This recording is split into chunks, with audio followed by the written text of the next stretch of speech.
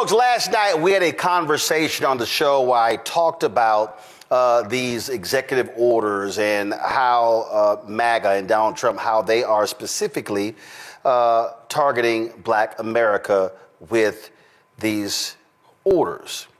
Now, many folks are like, well, man, I don't know about all of that. But what have I always told y'all? You have to follow the money. That if you're not having a money conversation, you're not having an American conversation. So you often hear me refer to the Reconstruction periods on this show. And I mention that all the time. Why do I mention that? It is because you've heard me also say, in the history of America, every time there's been a period of Black success, there's been a longer period of white backlash. And see, now you got people like Senator Bernie Sanders and Senator Chris Murphy and others, and who just for them, no, this is not race, this is class. That's not what it is. But no, they're wrong. They're absolutely wrong. See, what you have to realize is that if you go back to the first Reconstruction, and if you really want an understanding of this, and I guarantee you, if Greg was at home, he would reach back and grab it if he was there. If you really want to understand this, you have to understand this. This is called Black Reconstruction in America, 1860 to 1880, written by W.E.B. Du Bois. This here, y'all, for those of you, if you include the bibliography, if you even include the index, this is a 746-page book where he talks about the period of Reconstruction. What is the period of Reconstruction? It is that period after the end of the Civil War when you had a focus of the radical Republicans, which is not today's Republican Party, the radical Republicans, and if y'all really want to learn some history, go look up Thaddeus Stevens. These radical Republicans, they had no interest in bipartisanship. They wanted to change America. They said, damn the other people, we got the majority, run the bills through.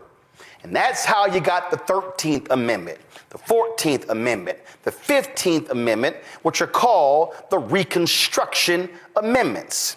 That's when you begin to look at the Civil Rights Act that was passed in the 1860s that provided a framework for African Americans to be able to access, listen to y'all, contracts. I don't think some of y'all heard what I just said. One of those laws that was passed, it was not passed in 1854. It wasn't around the same time as Dred Scott decision.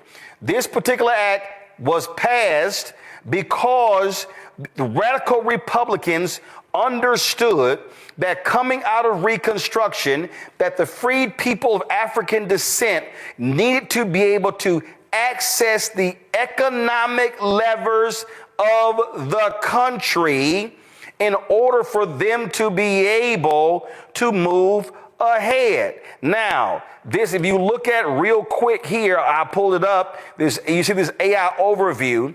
The Civil Rights Act of 1866 was the first federal law in the United States to define citizenship and protect the civil rights of all citizens. It also was a bill that dealt with economics. It was economics. And so what began to happen during Reconstruction? I would argue at the Reconstruction period, the first one, is the most successful period in the history of America for people of African descent.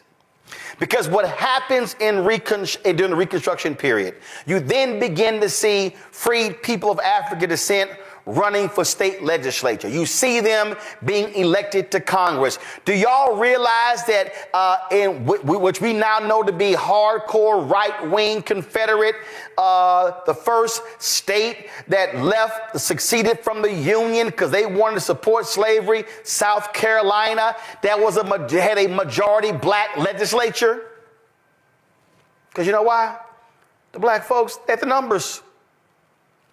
Do y'all even recognize that taxpayer-funded education is a result of those free people of African descent putting it in the state constitution? James D. Anderson's book, The Education of Blacks in the South, 1860 to 1935, details that. You then begin to see, I know a lot of people get caught up in 40 acres and a mule, but black folks were not waiting on 40 acres and a mule. They began to acquire property. They began to open businesses. You then begin to see, we talk about Black Wall Street in Tulsa in 1921 burning down. You literally had Black Wall Streets happening all over the country beginning during Reconstruction. But what then happened? And you can look at Eric W.B. Du Bois' book, or if you want to, you can read Eric Foner's book, Reconstruction, America's Unfinished Revolution. He has it from 1863 to 1877. 1877 is kind of important. I'm about to get to it. So what then happens? All of a sudden, you begin to see African Americans creating opportunities, but passing bills. You begin to see them building things and doing things and opening schools. And all of a sudden, you begin to have white folks who then go, you know what? That's enough. We done enough for these Negroes. Listen, we about tired of hearing about all this stuff we need to do. Yeah, I know we had them enslaved for 200 plus years, but can we just move along? We don't have time. White America started getting tired of doing things for those people. We've done enough for those people. Then there's an election, 1876, a contested election. Sounds quite familiar. And so the Republicans and the Democrats then all of a sudden begin to say, well, you know what? The Democrats say, well, hey, why don't we do this here? We're going to let y'all go ahead and y'all can go ahead and y'all had a presidency. But we're going to do a deal. Y'all got to pull these federal troops of the last 3 remaining southern capitals. Oh, I'm sorry. Remember I told y'all they kept saying we're getting tired of that? See, what happened was they put federal troops in state capitals to ensure that the Dixiecrats, the racists, would not take over. Oh, I'm sorry. Let me go back. See, one of the big mistakes of Lincoln and the radical Republicans, of course, remember Lincoln gets assassinated, being he is followed by an absolute violent racist, Andrew Johnson. What then happens, he then goes, you know what, to hell with that. We're going to return the land to the slave owners if they apologize for what they did. So America put the folk back in power who were the ones who led to the Civil War. So what then happens, you then begin to have this election, it gets contested, and so then there's a compromise. We ain't in the room. The white folks were making a deal, and that's known as the Great Compromise of 1877. Do y'all know what came after the Great Compromise of 1877? The Reconstruction period ended. That's when the period of Jim Crow started. These white folks were like, no, we have done enough for these black people. We are sick and tired of doing this. So then we come around to a second Reconstruction.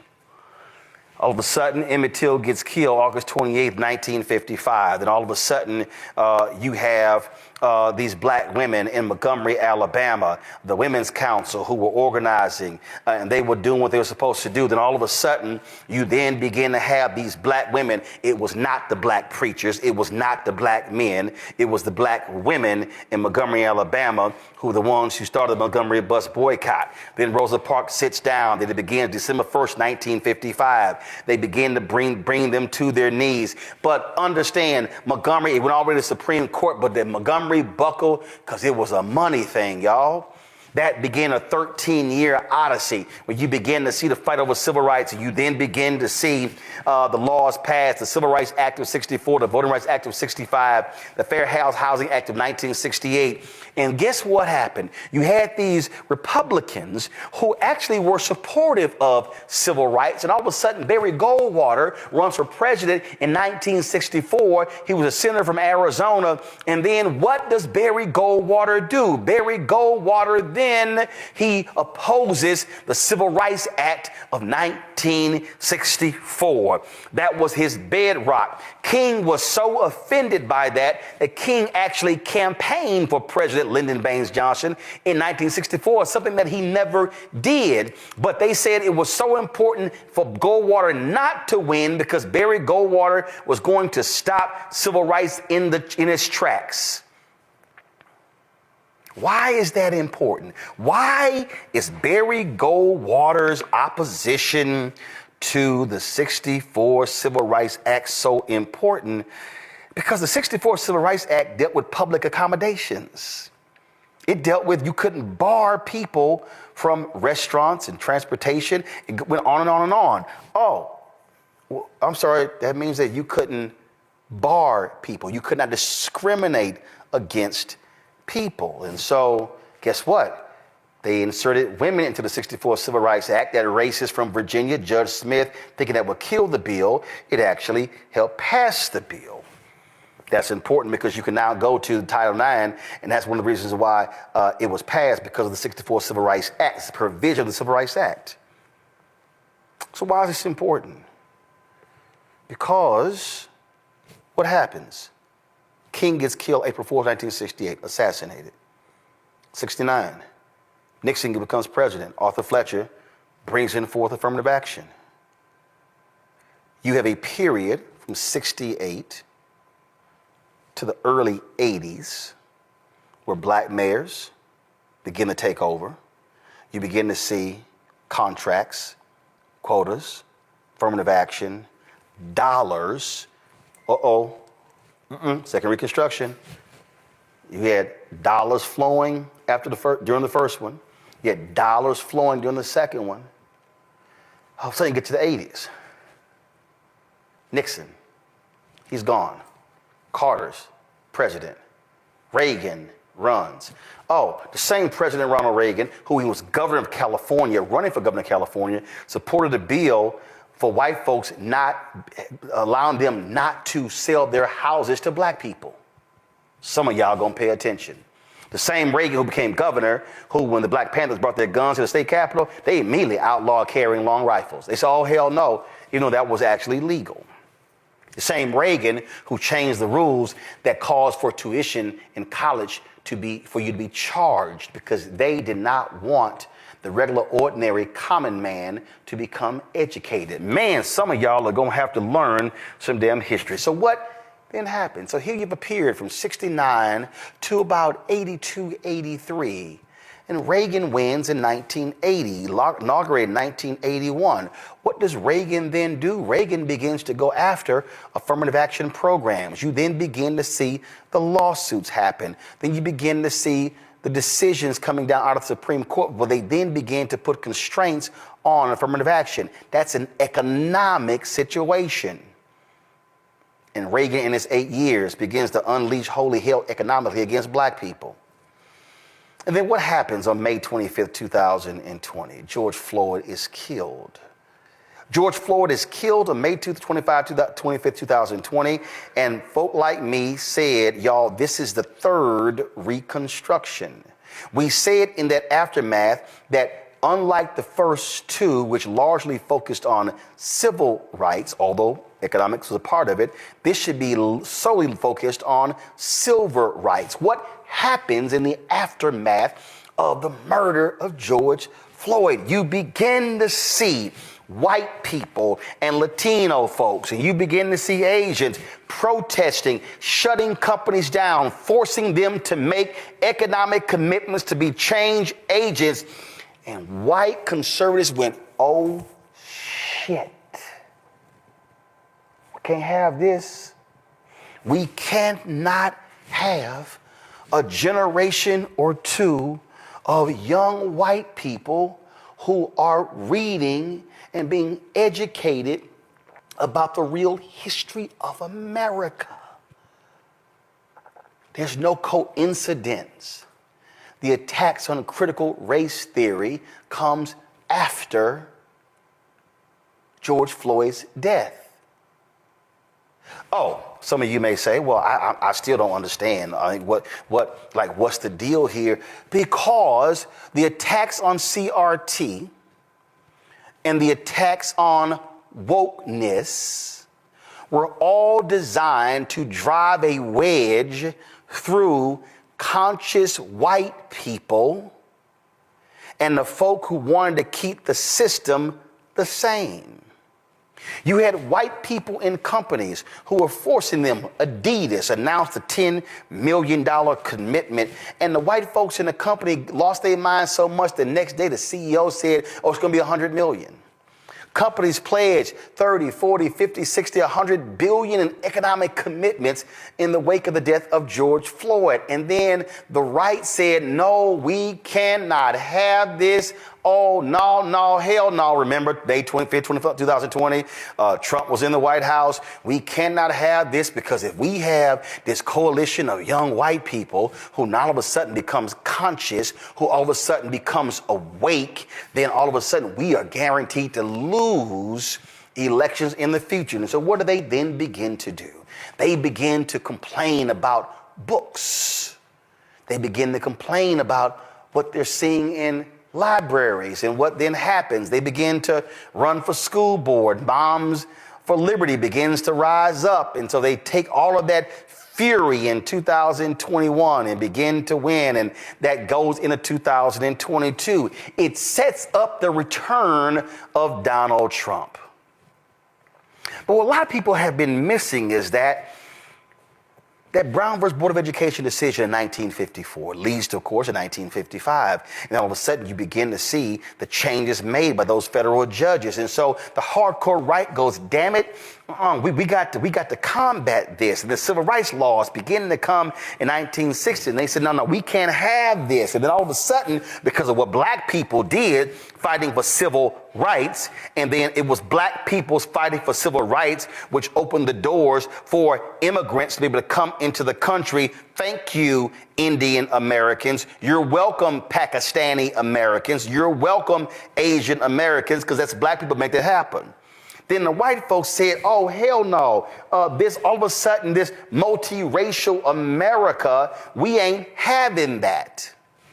That's why you begin to see rich folks, the Mellons of the world, begin to fund the Heritage Foundation, fund the conservative think tanks, because they needed to establish a structure to reframe America, because we cannot have a multiracial America where these people are going to be in power. So we are going to attack economics, affirmative action. We're going to attack voting rights. We're going to attack everything which is the underpinning of the society. All these things happen, which is why, folks, you have a Robert Mercer, billionaire, funder of Breitbart. What does he do? This is what he said. Go to my iPad.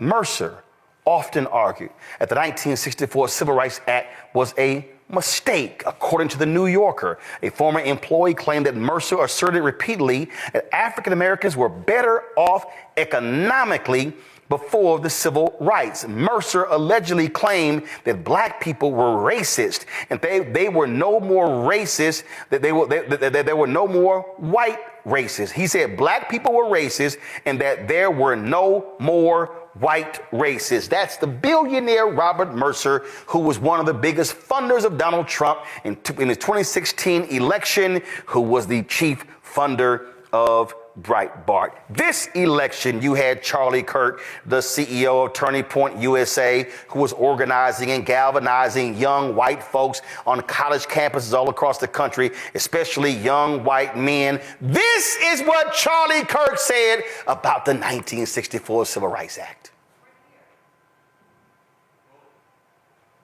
Be clear, created a beast, and that beast has now turned into an anti-white. weapon. Yeah, and that's the reality. And so we just need to fundamentally relook at a lot of our civil rights legal regime. And without that, even though I don't think it's sort of the magic bullet, but I think without that, there's limits to the amount of progress we're going to make. Let's talk about discourse and dialogue. This topic would have been even more forbidden 4 or 5 years ago, but it's now becoming in more and more mainstream circles. Is that because the problem is becoming worse, or but our side is more courageous to confront it? Did y'all hear that? We couldn't talk about this 4 or 5 years ago, but now we can. That's a person who literally has the ear of the person sitting in the Oval Office. We do not understand that the executive orders that have been issued this week, the attacks on affirmative action in colleges and admissions, they are getting rid of programs, scholarship programs. They're getting rid of internship programs. They're getting rid of access. What this is about is the complete attack. And this is the goal of exactly what they did in 1877. This is no different than when the white racists in Mississippi convened the Constitutional Convention in 1890. And they said, we cannot let these niggas keep voting. Oh, I know, I'm sorry. Supreme Court Justice John Roberts, he doesn't use that language, but it's essentially what they did when they gutted Section 4 of the Voting Rights Act. The attacks on Section 2 of the Voting Rights Act. Do understand, right now, you have at least 4 Supreme Court justices who would love to completely get rid of the 1964 Civil Rights Act. And why this is important is because the 1964 Civil Rights Act is the enforcement mechanism that has led to all of these changes for Black America since that period. So what they understand, if we assault the 1964 Civil Rights Act and get rid of that, and then we completely get rid of the 1965 Voting Rights Act, what we have effectively done is gutted Black leadership and African Americans from being able to take advantage of what happens in this country. So while a lot of y'all are bullshitting around on whether you can be on fucking TikTok, while you're getting caught up in some bullshit housewife, while you're having your fucking MJ and LeBron debates on who's the GOAT, there is literally, as we speak, an entire focus to gut every single civil right and economic gain that we have had since 1964, because they are pissed with those three acts. They're pissed with the Brown versus Board of Education Act. You have voucher bills that are being pushed in Texas and Tennessee and other places to gut public education. What we have to understand is there is a vicious assault to completely defund Black America. So why did I wear what I'm wearing today? We had this sister on the show. She launched her own athletic apparel company, shoe company as well. So what I'm wearing, y'all, is all Black owned. Well, we have to understand, King talked about it in his sermon on April 3rd, 1968. What do you think this was about? Operation Breadbasket, an untold story of civil rights in Chicago, 1966 to 1971 by Martin Depp. This was about the money.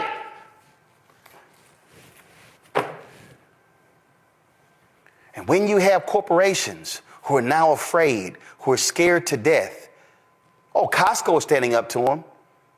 McDonald's buckled. Walmart buckled. Jack Daniels buckled. If you want to understand what Black folks should be doing, every Black person right now should be saying, the hell with Jack Daniels. Don't ever buy Jack Daniels again. You don't want to stand with us, especially when you are a company that even exists because a Black man showed you how to do it. We should be saying, get Uncle Nearest. Black folks should be saying, Hennessy, where do you stand? Yeah, we're going to stop drinking your stuff too. The only way we are going to counter what is happening right now, this effort to defund Black America, is to say, keep playing with us, we're going to defund your company. Because there are companies that depend upon black market share. Car companies, soda companies, fast food companies, clothing companies. Black America, music companies, entertainment companies. But the question is, do we have the actual courage to use the power that we have? Greg, I'm going to go to you first. Because we don't. This is about the money. And the money is about power. And the power is about control. And they are executing an agenda, a radical agenda that will absolutely do economic harm to black people for the next century. Yes, absolutely. I think it was a masterful walkthrough, Roland, very necessary, an important level set for folks who really think this is about one election or one candidate's policies or whether you like their spouse or whether they smoked weed when they were in college, silly things, as you said. The framework that you laid out really helps us connect the dots. This entire, when I call the United States a criminal enterprise, it's not an original criminal enterprise. It is an extension of a half millennium of criminal enterprise called the modern world system. This is a process that did not involve the entire world. It came out of Western Eurasia, what we now call Europe, that combines culture and commerce and politics in terms of state formation. So when we talk about Spain and Portugal, we talk about Holland, we talk about England and France, and we're not talking about Germany because Germany hasn't formed in a way, and that's what World War I and World War II about. Basically, they were like, we didn't get the jump that y'all got, riding African peoples back into modernity. That's what, of course, Howard French is writing about in his book, Born in Blackness. But what you just laid out for us, it's about the money. You're absolutely right. And the money is a proxy for a larger concept of economics. There is no concept of citizenship that comes out of Africa. The ancient Egyptians did not have a concept, at least one has not been discovered yet. Certainly a concept of belonging and being part of community, but the concept of the civitas, the concept of the polis that comes out of Greece and Rome really find voice in Western Eurasia as these people began to fight. And by these people, I mean the rich, the elites, began to fight. This is what Magna Carta was about in the 13th century, began to fight over resources. That's what drives land poor and resource poor Europe into boats to go visit this cancer on the rest of the world. And what does that have to do with us right now? Well, the United States of America, and with all due respect to a concept of a 1619 project, it isn't just the British in Virginia, it's the Spanish in what becomes South Carolina and New Mexico. It's the French in the Mississippi Valley. It's the Dutch in what we now call New York, that was New Amsterdam. They are trying, in other words, to colonize the world for profit. And when the dust settles after their colonies turn on them, the most prominent set of colonies turning on the home country being, of course, the so-called American Revolution, which was fighting over property, now you have the problem that you've introduced us to, Roland. What do you do with people who entered this legal framework as property? This is the Federalist Papers. They've got debates over the Constitution. We are not people. Understand that the idea that Africans are people is a radical concept to these Europeans who saw us the same way they saw the chickens and the gold and the silver and the cotton and the indigo. So what do you do with these people? And here is the problem that they had. You couldn't kill us, and you needed our labor to continue your criminal enterprise. So, Roland, when you laid out the Reconstruction and the Reconstruction amendments, that is the critical thing. When you evoke what is a property document, understand the U.S. Constitution isn't about rights. It's about rights to make profit. It's a property document. It's a document about free enterprise. It's a document about trade, Private property is the central concept for the criminal enterprises of these people from Europe and their colonies. And what they codify in the three branches of the federal constitution is a concept of private property. But one problem. You got 4 million of us by the 1860s, and we're not going into that good night quietly. And you're in a global system where you want to expand, and everybody else is in the game of exploitation. So when that Civil War is over, and we fought our own way out of the Civil War, the South wants to continue to profit. The North is trying to keep it together. That's what Abraham Lincoln is trying to do. But ultimately, the decision of slavery, that decision was called because we, who remember, came into that conflict as so-called contraband, meaning what? Property. We took the step to free ourselves. That's what, as you say, Du Bois is writing about in Black Reconstruction in America. The Civil Rights Act of 1866, you see the conflict codified. Why? Because they're saying that African people coming into this now will have a concept of citizenship to beat back that Dred Scott concept, where Tani doubles down on the idea that we're property. They say, part of that language, which is why Byron Allen seized on it, is that we will now have not just political rights, but the right to make and enforce contracts. Now Africans are in the legal universe no longer as property. Sure, citizenship is emerging, but now there's an economic stake. This is a problem. The problem's codified in the 14th Amendment. But watch what happens last. And you've gone through the history, so I'm not going to repeat that. I'm just going to fast forward now to Lewis Powell, who I know you talked about many times. That Powell memorandum that he writes when he's in the Chamber of Commerce in the United States, living in Northern Virginia, and he says, since this civil rights movement has seen these African people attempt to assert a concept of citizenship that they should never have had, and since the 14th Amendment has been eviscerated, as Du Bois writes about, and then used to extend the economic contract through the idea that corporations are legal entities in the form of people. That's what they used the 14th Amendment for, since they've been eviscerating it since the end of Reconstruction. Lewis Powell says we've got to now claw back the concept of private property, claw back the idea of free trade and commerce. And 3 years later, the Heritage Foundation is created. And the first of Project 2025, the first mandate for leadership is created. And so I'll end with this. What you have done, Roland, is put it where the goats can get it, as Joe Madison would say. In a global system that is built on the concept of property dispossession and taking other people's labor, other people's land, that's why we're here having this conversation in English. The thing that has become ungovernable is the concept that whiteness can continue to run the world. They have no choice but to do what they are doing right now. Because the only way you can maintain some kind of political apparatus to keep this going is to ground it in an irrational, vibe-driven concept of whiteness. And the elites, whether it be Elon Musk, who will never get out of bed with China. This is what this electric vehicle stuff is about, because he's over there right now, back and forth. Whether it be the other billionaires who could give a damn about citizenship or anything else, their concept is global, whether it be Jeff Bezos, Mark Zuckerberg, or anyone else.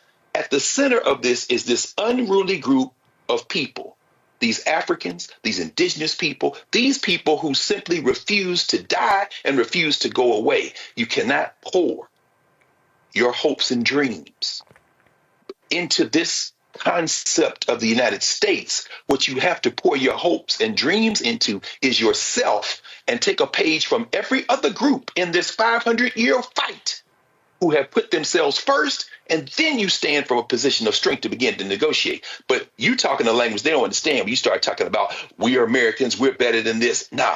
And you just walked us through why.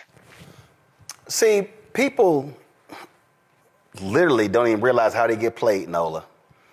This is what the twice impeached, criminally convicted felon in chief said on Monday at the Insurrection Fest at the U.S. Capitol.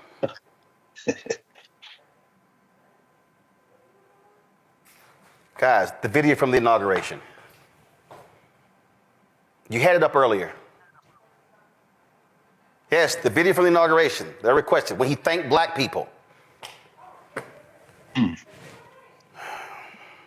We had a powerful win in all 7 swing states, And the popular vote, we won by millions of people. To the Black and Hispanic communities, I want to thank you for the tremendous outpouring of love and trust that you have shown me with your vote. We set records, and I will not forget it. I've heard your voices in the campaign, and I look forward to working with you in the years to come. Today is Martin Luther King Day, and his honor, this will be a great honor, but in his honor, we will strive together to make his dream a reality. We will make his dream come true. And what did that liar do? Gut the very things that King fought for. And if you Black and you fail for that bullshit, you are a dumbass, Nola.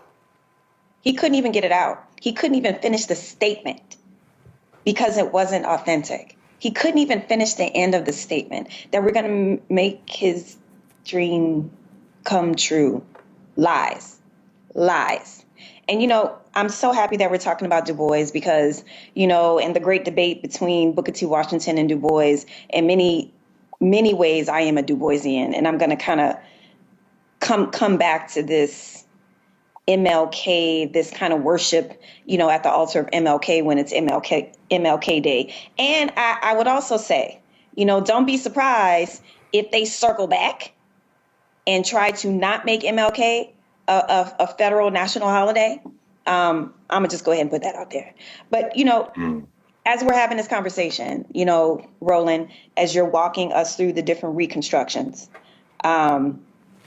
the one thing that is rolling around in my head, and, Greg made so many salient points, that question that Du Bois asked in The Soul of Black Folk, how does it feel to be a problem? It is a question that is it's so salient in this moment, because what you're talking about is Black people have been a problem in this country since the day we were stolen from Africa and brought here illegally. We have been a problem because you can't get rid of us. Everything has been tried. You treated us like cattle. You enslaved us. You put us on plantations. There was Jim Crow, Black codes, everything you can think of. We have survived. And every time we surpass a little bit of surviving and maybe get to thriving, to your point, it is completely taken away from us. And, I had posted something on my Instagram, not the popular speeches from MLK, but it was this one quote that he said, basically, how dare you ask of a man to pull himself up by his bootstraps when he does not own any boots? That's paraphrasing. And so essentially, this is like, this is the story of Black person, the Black person in America. How do you expect us to continue to fight over and over and over and over when people are constantly trying to steal our boots? The raggedy boots we may have on, that we are proud to wear, and they are constantly trying to take our boots. And I'm such a Du Boisian. I actually have him on my international relations and race syllabus, something that I got a lot of side eyes for, but I don't care.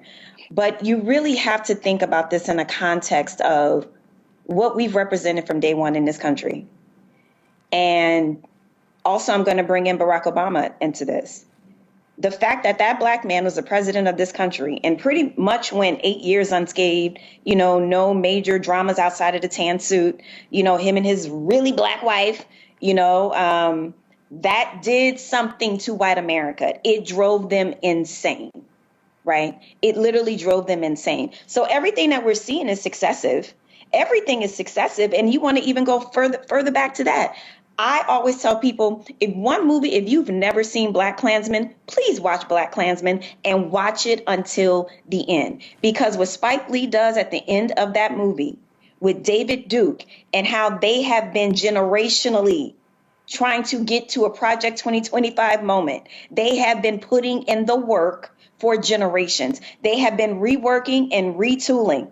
And this is where we are now. We've made too many strides. There's been a Negro as a president. Oh, no. No, no, no, no, no. These Black folks are being way too fancy. Way too fancy. We have to snatch their boots. And this is a moment that we're in right now, the snatching of the boots. When you told us to pull ourselves up by our bootstraps, oh, but that's DEI, right? That's not merit. We didn't deserve any of those boots that we put on ourselves. So here we are again. They're trying to make us bootless. But what we do know is how to be a damn problem in the United States of America. See, Larry, I love these people, especially my haters, who out see Larry, they were, yeah, Roland Martin trying to tell y'all to vote, and why you gotta vote, and all this. Guess what? The conservatives were waiting for us to be stupid. The conservatives were waiting for us to sit on the couch. For all y'all smart asses out there, let me help y'all out. Do y'all know the justification that Chief Justice John Roberts gave for gutting Section 4 of the Voting Rights Act? It came post-election of Obama. He said, well, since they voting in record numbers, there's no need for Section 4. And guess what has happened since 2012? Our vote numbers went down in 2014, and 2016, and 2018, and 2020, and 2022, and 2024. We didn't show up in Louisiana, and guess what? Crazy, deranged, MAGA Jeff Landry was elected. There are more eligible Black voters in Texas than any state in the union. And guess what? We barely are hitting 50%. Even in places like Atlanta, where you should be seeing turnout at 50 and 60 and 70 and 75%. No, we're seeing turnout in the mayoral elections at 18, 20, 22, and 26. And so what these conservatives are sitting here doing is saying, thank you. Thank you. We have so frustrated y'all. We have so devalued y'all. We have told y'all how the Democrats don't do nothing for y'all, so therefore you don't vote for them, and you sitting on the couch, all it does is solidify our power.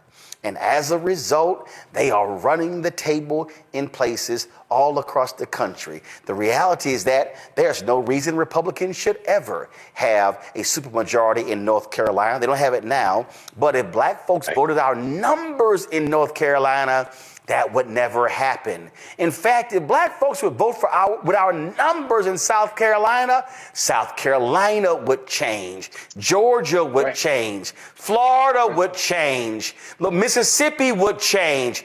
When Mike Espy lost to Cindy Hyde Smith in that special election, he lost by 65,000 votes. There were more than 100,000 eligible Black people in Mississippi who could have voted, but who did not.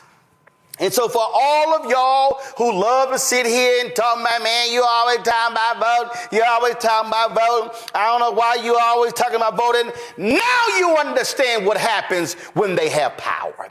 Now you understand when the partners come down and they get rid of and sign executive orders and they begin to gut civil rights and economic rights. And now you understand when they change the Department of Justice Civil Rights Division. Now you are about to see with your own eyes every single Generation Alpha, Generation Z, Millennial, Generation X, what it looks like to live close to Jim Crow. No, I know some of y'all are saying, Roland, this ain't Jim Crow because I can go to the club with a white woman. This ain't Jim Crow because I can go out and we can go here and I can use this water fountain. I can use this bathroom and I can go here. But you need to understand, and I'm telling you right now, mark it down, 7:40 p.m. Eastern on January 23rd. A year from now, you are going to see a dramatic drop in the number of contracts that black businesses have gotten from the federal government. You are going to see a year from now a dramatic drop in the contracts that black-owned businesses will receive from corporate America and from state governments and from county governments and city governments and school districts. You are about to see an economic calamity come down in black America because too many of us sat our asses on the couch, chose not to vote because we said, well, if I don't get nothing before I vote, then I'm not going to vote. Now you are witnessing with your very eyes what happens. And then what you have are some of these same people who I saw your tweets. Well, I'm saying that we got to do for self. We got to do for self. Let me explain to you, everybody who keeps talking about doing for self, please explain to me how you are going to do for self in an industry that requires contracts. Please tell me how you're going to do that. If you do not have black companies that control every aspect of the supply chain, then you cannot do for self. And so you cannot show me how in America that if black folks then begin to shut out of contracts from federal government, state government, county government, city government, school districts, how are you going to do that? Right now, you have an assault on federal workers because of MAGA. Black people over-index in federal worker jobs.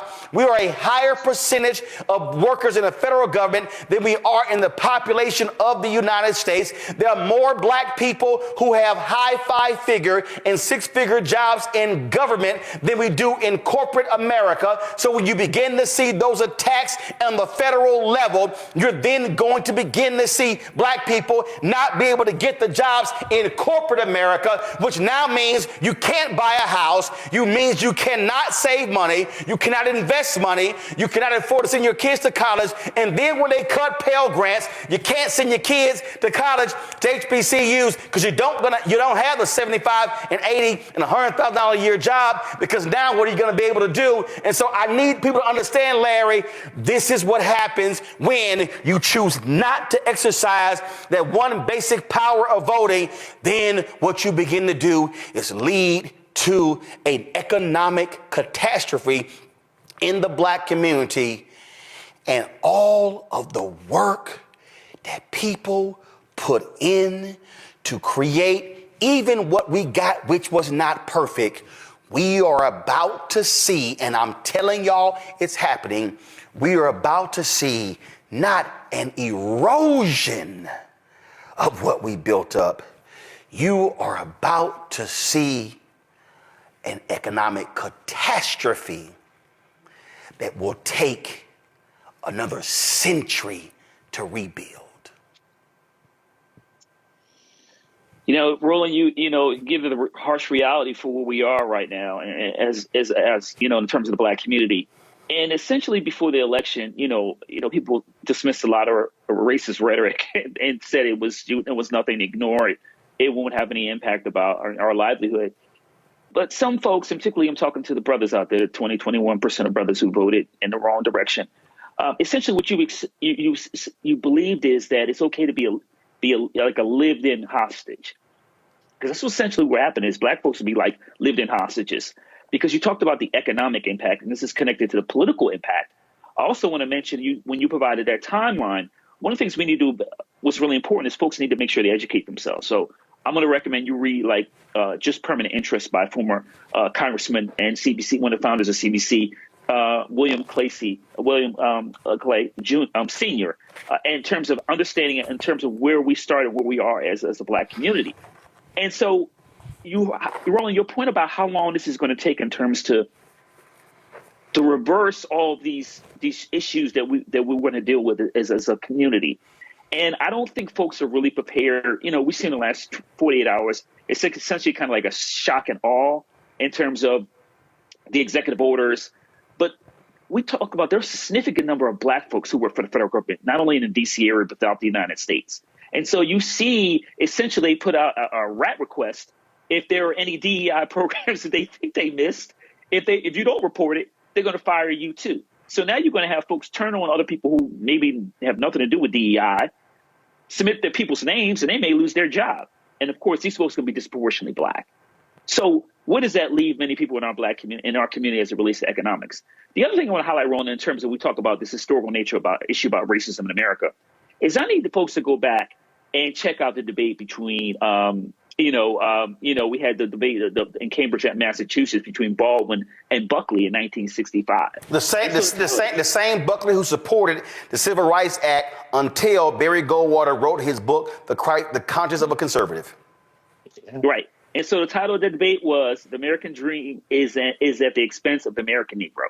And like many people, I've seen it a number of times, but I need some folks to go back and watch that important debate. And we know Buckley is kind of the father of the modern conservative, network we see today. But it's really important in terms of historically for black folks to understand that the fight that we're undergoing now has consistently happened for centuries. But at least at some point, particularly, like I said, I talked about earlier with the Great Society programs, that we had some kind of success in terms of ending Jim Crow. And then we've seen some other opportunities. We talked about the election of President Obama, obviously some economic growth. Black folks had the opportunity to go to any higher education institution they want to. But then folks said that's too much. And we need to dismantle all of that. So what you're seeing is a complete reversal of all the success that we've seen over the last several decades. And folks are unprepared for it because they thought that, this is all, smoke and mirrors, this is all a game. No, we're in it now.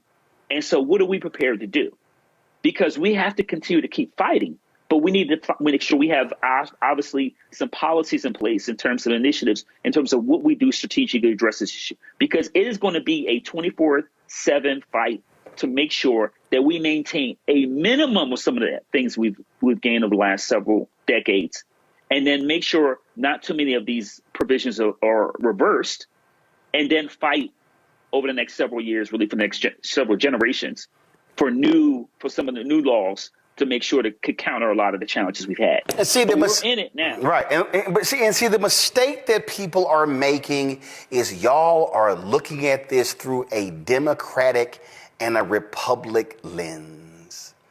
That's right. I don't look at this stuff through a Democratic and a Republican lens.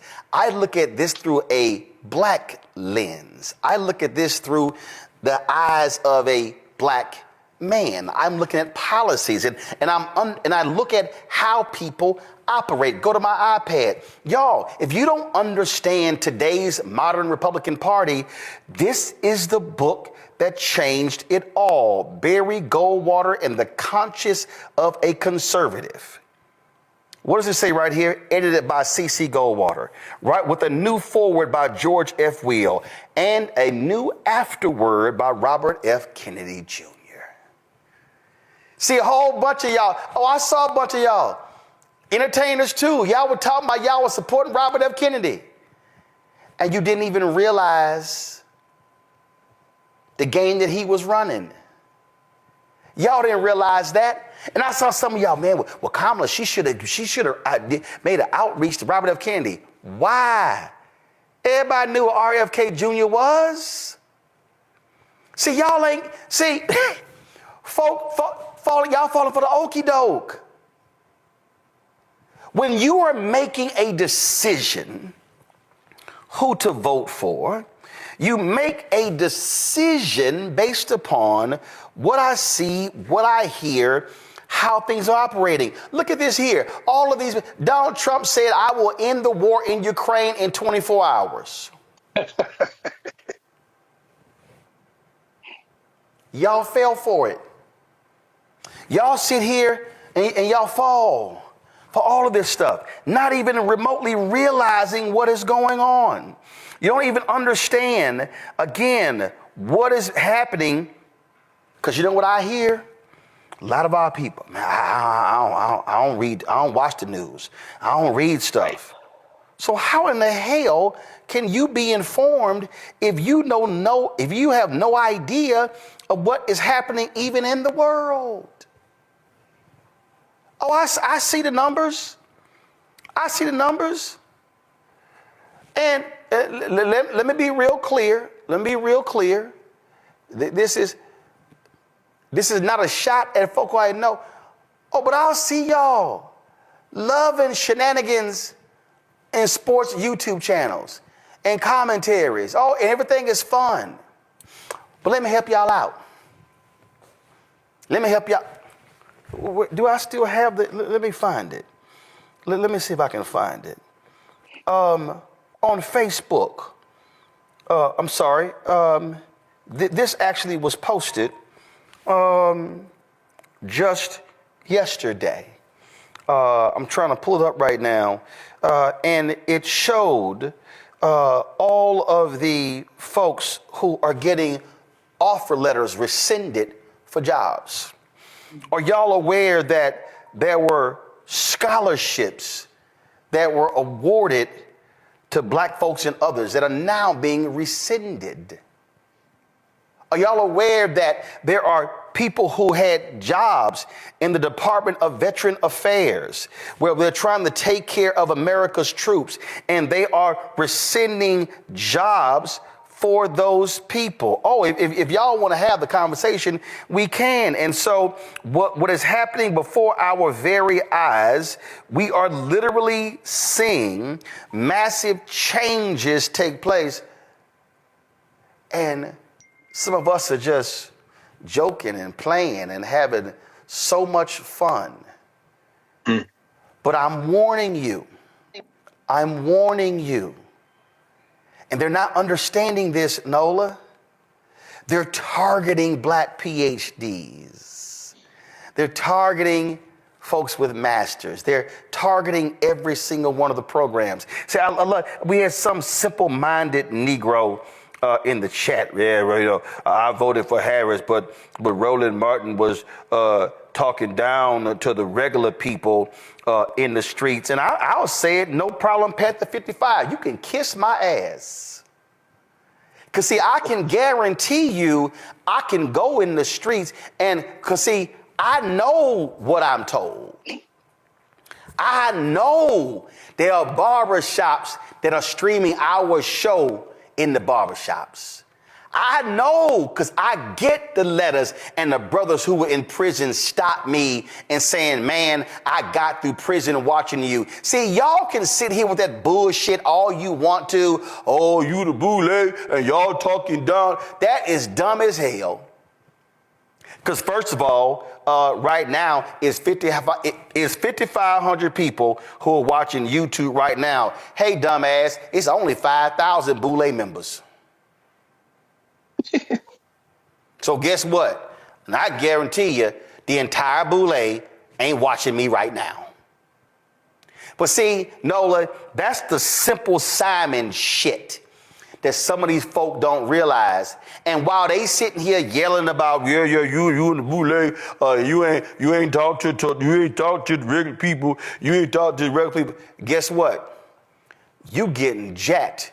The programs that are happening, oh, these things are going down as we speak. Nola, you are hearing from these people. You are hearing from I guarantee you are hearing from long-serving diplomats in the State Department, people who have given their lives to the federal bureaucracy, people who believe in what Ralph Bunche was doing, the first African-American to win a Nobel Peace Prize, who are summarily being dismissed because what they say. In fact, y'all don't even. Do y'all have the clip where Donald Trump said he could tell who's an illegal immigrant? Play it. Open borders with people pouring in, some of whom, I won't get into it, but you can look at them and you can say, could be trouble, could be trouble. You can look at them and tell you could be trouble. That's what they are saying right now to black people in the federal government, Nola. First and foremost, it's just plain old school racism. No more, no less. Just plain old school racism. Nothing new. But, one of the most successful tricks ever played on Black folks is to convince a large population of us that education does not matter. Why do you think people work so hard trying to convince people that higher education does not matter? It's a reason.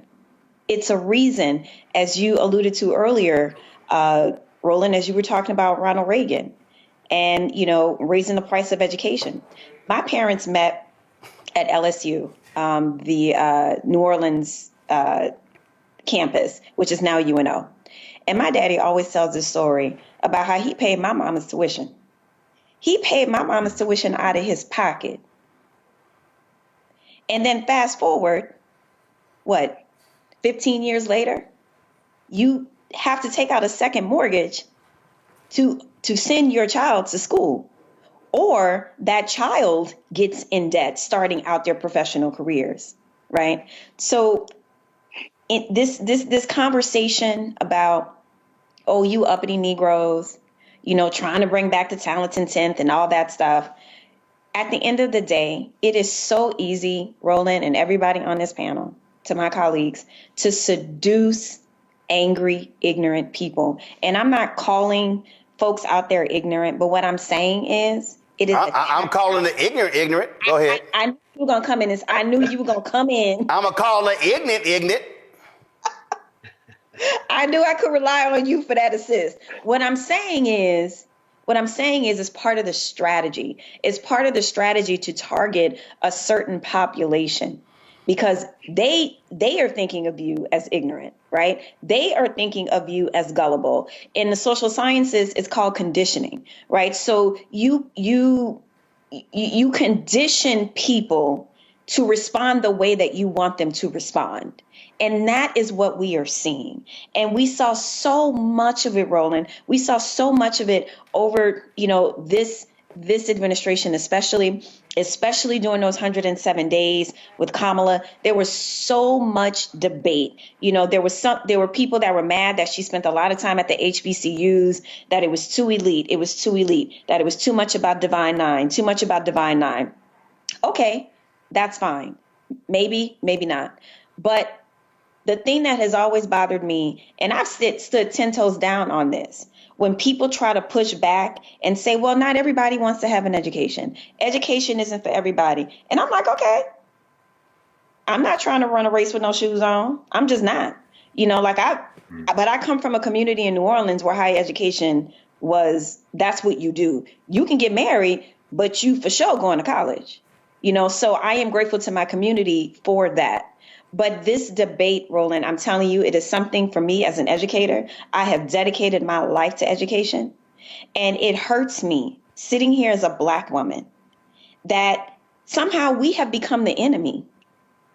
That the Black expert particularly, all experts right now are pretty much lined up against the wall, and they're ready to kind of like, but when you're Black and an expert, and when your own community doesn't have your back, somehow you become the enemy. You have been conditioned to celebrate the athlete, to celebrate the entertainer. But us three Black asses sitting up here, oh no, not us. Support the work that we do. Join our Bring the Funk fan club. You heard what we just talked about there. Folks, I can't reiterate this enough. Listen to me clearly. I cannot reiterate this enough.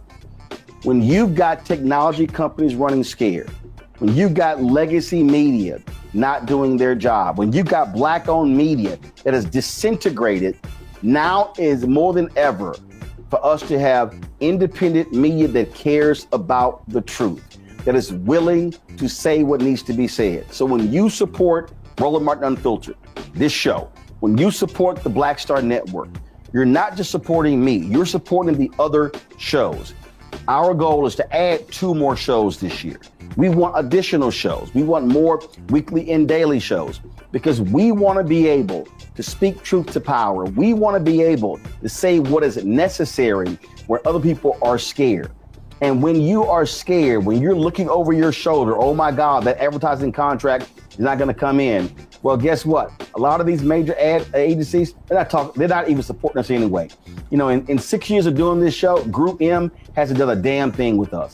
Publicis hasn't done anything with us. You've got Horizon, you've got all of these folks, they haven't done jack. And so we are calling it like we see it, and we're speaking truth. And unlike some of these other so-called progressives and people who believe in truth, I'm not running around trying to kiss MAGA ass and kiss Trump's ass. I won't be going to Mar-a-Lago, not for a damn thing. And so this is about us being able to speak truth. So when you support this show and this network with your resources, that is exactly what is happening, because we are trying to build something that is bigger and broader, and actually it has the courage to say what needs to be said, even when it makes other folk uncomfortable. If you want to contribute giving Cash App, use the Stripe QR code. This is it right here. And if you are listening, simply go to blackstarnetwork.com to check it out. Also, because you want to see your checking money order, some of y'all old school, we understand that. See your checking money order to P.O. Box 57196, Washington, D.C., 2003 7-0196. PayPal, R. Martin Unfiltered. Venmo is RM Unfiltered. Zelle, Roland at RolandSMartin.com, Roland at RolandMartinUnfiltered.com. And again, folks, we've got some 4 million social media followers. If only 20,000 of our fans contribute at least $50 each, which comes out to $4.19 a month, 13 cents a day, that's $1 million. It allows us to be able to continue to build, to add these shows and do the work that's required. So your support is needed. So please join our Bring the Funk fan club today. If you've not already joined, if you have given to us in the past, please renew your commitment, because it's important that we support Black-owned media, because Black-owned media matters. Dive into the story. This is more than a book, it's an experience. Download now. Read on your favorite EPUB reader or PDF reader. Click the link in bio to access the full story. Start your journey today. Mahogany's Dream by Ariel Williams follows the journey of Mahogany, an African-American trans woman who rises to fame as an internationally beloved supermodel.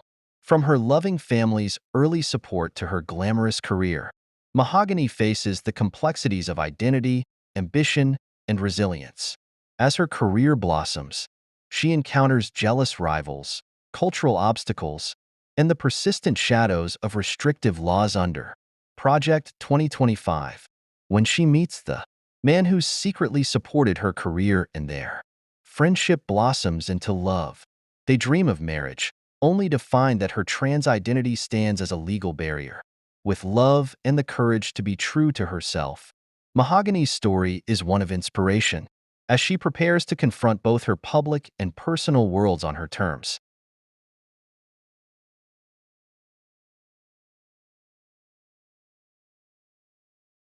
Dive into the story.